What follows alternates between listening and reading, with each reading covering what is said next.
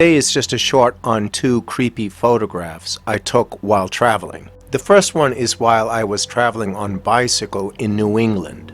This house is more than 200 years old. It is of colonial design, with sections of the house being added on over the years. Now, I don't have too much knowledge of the history of this house at this time. I will go back and check more about it. But I found that one of the windows, there appears to be a young child peering out with an unusual shadow on the far wall. You know, it looks like one of those troll dolls, and with a blue face and everything.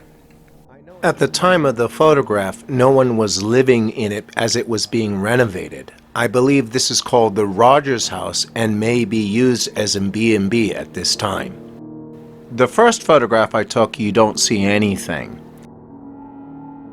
However, on the second photograph, I made three versions of this photograph. The base house version, the first blow up, and the last one, photograph number 3, is an enhanced by adding contrast to the photograph so you can see the features a little bit more. Now, it does appear to be a child, ghostly at that. However, I can't completely rule out that this isn't just pareidolia and something in the house that was left by the previous owners or the construction workers, but I find that kind of unlikely, even though the object is casting a shadow. The next intriguing paranormal photograph I took was at the Mary Fielding Smith house at This Is the Place in Utah. Many of the people who work at This Is the Place often felt a presence at her very small house in the park.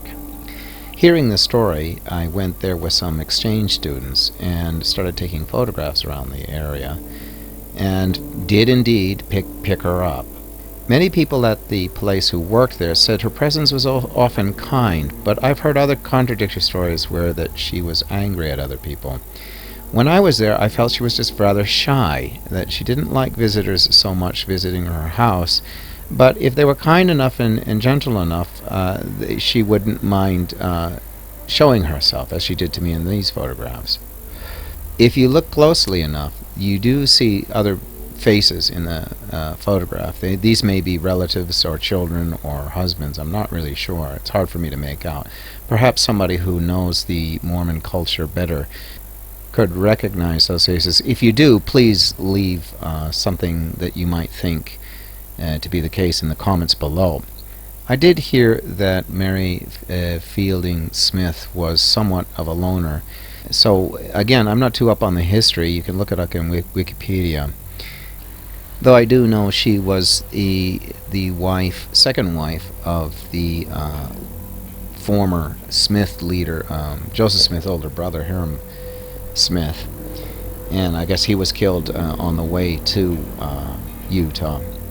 And she again later died of pneumonia, but she never seemed to leave the house. And again, sometimes when I visit the place, I don't feel anything at all. Other times, I felt she didn't like visitors so much, but wasn't so angry or hostile if you were polite enough or cared about her privacy enough that you didn't go out of your way to be obnoxious or anything. So I guess that would be the best way to approach the house if you do go visit it.